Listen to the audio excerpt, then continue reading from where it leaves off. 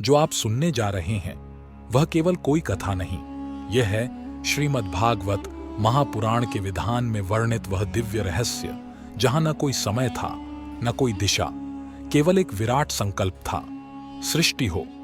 और उस संकल्प से प्रकट हुए कमल योनि ब्रह्मा। ब्रह्मा ने जब पहली बार सृष्टि की रचना की तो उन्हें स्वयं अनुभव हुआ, यह रचना तो पापों को जन्म देगी। वे शुद्ध हुए, आचमन किया और भगवान श्रीहरि का ध्यान करते हुए किया दूसरा संकल्प। इस बार प्रकट हुए 4 तेजस्वी कुमार, सनक, सनंदन, सनातन और सनत कुमार। ब्रह्मा ने कहा, वत्सो सृष्टि रचो, लेकिन चारों ने आंखें मूंदी और बोले, हरिशरणम हरिशरणम, हम सृष्टि के लिए नहीं आए, हम तो मोक्ष मार्ग के साधक हैं। और वे निकल पड़े दिगंबर महापुरुष बनकर। ब्रह्मा जी क्रोधित हो उठे, आंखों की भ्रकुटी तनी और उसी क्षण उनके भ्रकुटी मध्य से प्रकट हुआ एक श्याम वर्ण तेजोमय देव, बालक की तरह, लेकिन आंखों में ज्वाला और हृदय में रोदन। ब्रह्मा बोले, वत्स रो क्यों रहे हो?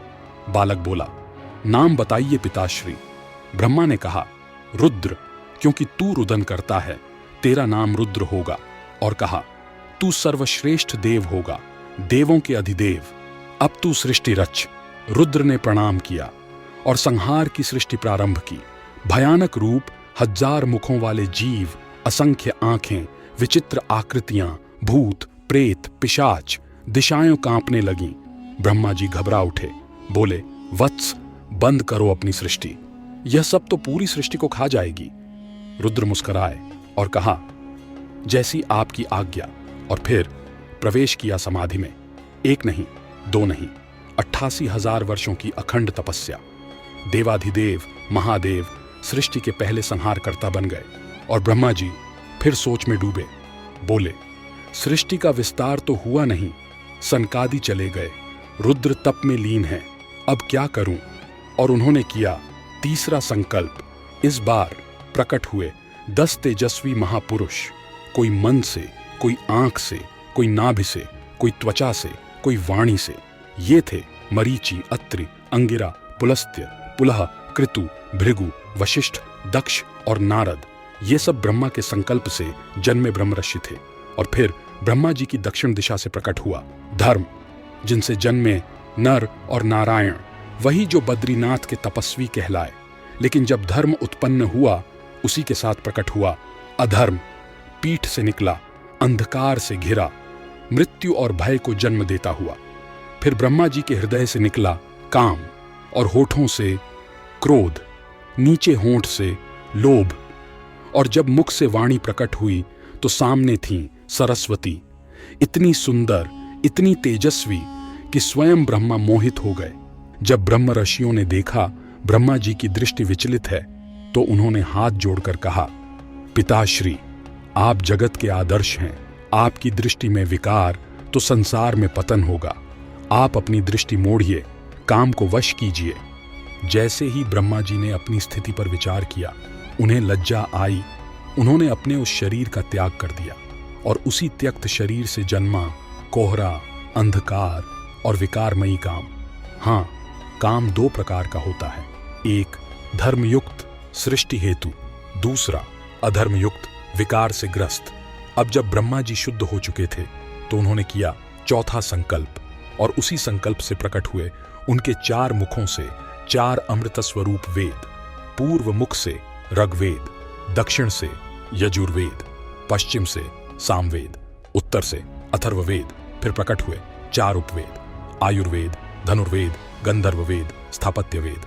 वेदों के साथ साथ ब्रह्मा जी के मुख से निकले सा, रे, गा, मा, पा, ध, नी, यानी संगीत के 7 सुर। यह सब इसीलिए हुआ क्योंकि ब्रह्मा जी को अब समझ आ चुका था, सृष्टि केवल शरीर से नहीं, शब्द से भी होती है। और तब सृष्टि को मिला ध्वनि का आधार। अब जब वेद प्रकट हो चुके थे और ब्रह्मा जी की दृष्टि ज्ञान, विवेक और संयम से भर गई थी, तब उन्होंने आगे की सृष्टि के लिए किया एक और दिव्य संकल्प। इस बार प्रकट हुए 4 आश्रम, जीवन के 4 पवित्र पड़ाव। ब्रह्मचर्य आश्रम, जहां विद्या है, अनुशासन है, संयम है। गुरुकुल की दीवारों में संकल्प पलते हैं और यज्ञोपवीत के साथ आरंभ होता है आत्मविकास का पथ। गृहस्थ आश्रम, जहां सेवा है, त्याग है और परिवार का धर्म है। अन्न कमाना, यज्ञ करना, अतिथि का सत्कार, ये तपस्या नहीं तो और क्या है। वानप्रस्थ आश्रम, जब संतानें स्वावलंबी हो जाएं तो वन में जाकर चिंतन करना, संसार से दूर लेकिन समाज के कल्याण में लीन। संन्यास आश्रम, अंतिम और महान अवस्था। परमहंस स्वरूप, शरीर में नहीं तत्व में जीना, मोह माया को त्याग कर परम ब्रह्म की ओर चल देना। और फिर इन आश्रमों के अनुसार प्रकट हुई वृत्तियां, ब्रह्मचर्य की 4 वृत्तियां, सावित्र, प्राजापत्य, ब्राह्म और नैष्ठिक। सावित्र, यज्ञोपवीत के 3 दिन बाद तक ब्रह्मचर्य, प्राजापत्य 1 वर्ष तक, ब्राह्म विवाह तक और नैष्ठिक आजीवन ब्रह्मचारी। गृहस्थ की वृत्तियां, वार्ता, कृषि, संचय, व्यापार, शालीन, साधु संग्रह और शिलोच, गिरे अन्न से जीवन। शिलोच वृत्ति वाले तो इतने तपस्वी होते थे कि उनके वचन से राजमहल हिल जाते थे। वानप्रस्थ की वृत्तियां, वैखानस, बालखिल्य, औदुंबर, फेनप, जहां जीवन जंगल के फलों और नियमों से चलता है। और संन्यास की 4 वृत्तियां, कुटीचक, एक स्थान में भजन, बहुदक, बिना किसी चिंता के तत्व में स्थित, हंस, निरंतर आत्मदर्शन में लीन, परम हंस, जो स्वयं जीवन मुक्त हो चुका हो। इस सृष्टि में सिर्फ शरीर नहीं, आचार, व्यवहार और धारणा भी रचना थी। इसलिए ब्रह्मा जी ने आगे प्रकट किए धर्म के 4 चरण। विद्या, ज्ञान ही तो धर्म की पहली सीढ़ी है। दान, बिना स्वार्थ दिए गए अन्न, धन या प्रेम का दान। तपस्या, त्याग और साधना। सत्य, जो न बदले, वही धर्म है। यही थे धर्म के 4 पांव, जिन पर टिकी है ब्रह्मा जी की यह ध्वनि से जन्मी सृष्टि।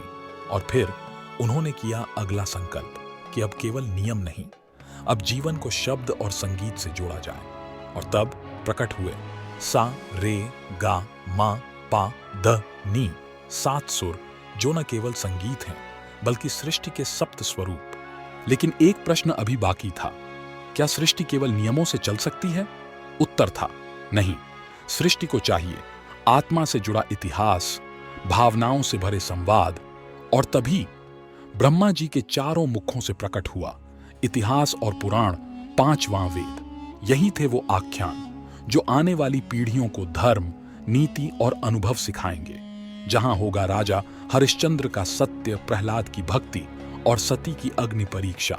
और तब ब्रह्मा जी ने प्रकट किए 16 महान यज्ञ, सौदसी, उक्तचयन, अग्निष्टोम, अतिरात्र, बाजपेय, घोसव और अन्य अनेक वैदिक यज्ञ जो देवताओं से जुड़ने की कड़ी बने। यज्ञ केवल अग्नि में आहुति नहीं, यज्ञ एक आंतरिक तप है। फिर प्रकट हुए गायत्री मंत्र और संस्कारिक विधियां और इनसे जुड़ी सावित्र वृत्ति। जब यज्ञोपवीत के बाद 3 दिन तक ब्रह्मचर्य का पालन कर गायत्री का अनुष्ठान किया जाता है। लेकिन ब्रह्मा जी यहां नहीं रुके, उन्होंने प्रकट किए 3 और गूढ़ वृत्तियां, प्राजापत्य वृत्ति, 1 वर्ष का ब्रह्मचर्य और गायत्री साधना, ब्राह्म वृत्ति, वैवाहिक जीवन से पहले तक का पूर्ण संयम, नैष्ठिक वृत्ति, आजीवन ब्रह्मचर्य। फिर जब जीवन की संपूर्ण व्यवस्था तैयार हो गई तो ब्रह्मा जी ने रचा 4 मुख्य विद्याएं, एत अन्वीक्षिकी, अध्यात्म विद्या, मोक्ष की ओर ले जाने वाली, 2 त्रयी, कर्म विद्या, यज्ञ और वेद पाठ की शिक्षा, 3 वार्ता, गृहस्थ विद्या, कृषि, व्यापार, पशुपालन, 4 दंड नीति, राजनीति, राज्य और समाज की संरचना। इन 4 से ही जन्म हुआ धर्म, अर्थ, काम, मोक्ष की परिकल्पना का। और तब जब ब्रह्मा जी ने मंत्रों को जीवन देना चाहा, तब उनके मुख से निकला ब्रह्म स्वरूप ध्वनि, जो स्वयं संपूर्ण सृष्टि का आधार बन गई। यही ओंकार आगे चलकर हर मंत्र का मूल बना। यही कारण है कि कहा गया शब्द ब्रह्म है। और अब सृष्टि को दिशा मिल चुकी थी। शरीर था, मन था, धर्म था और अब शब्द भी था। लेकिन एक और बड़ा अध्याय बाकी था, जहां ध्वनि से उत्पन्न होता है संगीत और मंत्रों से उत्पन्न होता है चैतन्य। लेकिन अभी एक शक्ति शेष थी जो इस पूरी सृष्टि को गति देती है, जो चेतना के बिना निष्प्राण शरीर में प्राण फूंकती है। वह है प्रकृति की चैतन्य ऊर्जा। जब ओंकार की ध्वनि ब्रह्मांड में गूंजी, तब पंचमहाभूतों ने गति पकड़ी। आकाश शब्द का आधार बना, वायु स्पर्श की वाहक बनी, अग्नि रूप को प्रकट करने वाली बनी, जल रस का अनुभव लाई, पृथ्वी गंध और स्थायित्व का स्वरूप बनी और इन 5 तत्वों से बना जीवन का आधार।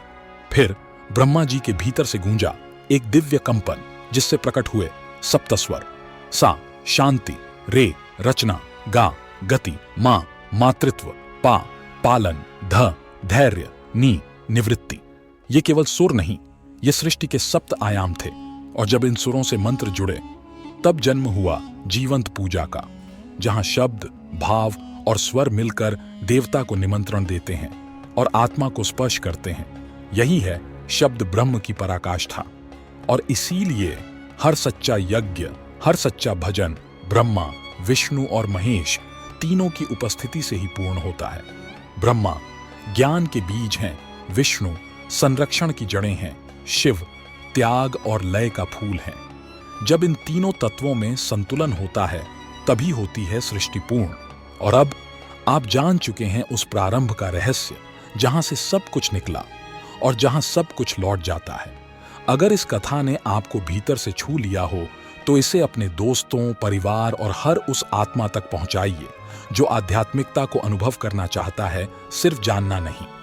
वीडियो को लाइक कीजिए, चैनल को सब्सक्राइब कीजिए और कमेंट में जरूर लिखिए नमः शिवाय, ताकि हम जान सकें कि आप भी इस दिव्य यात्रा का हिस्सा बने।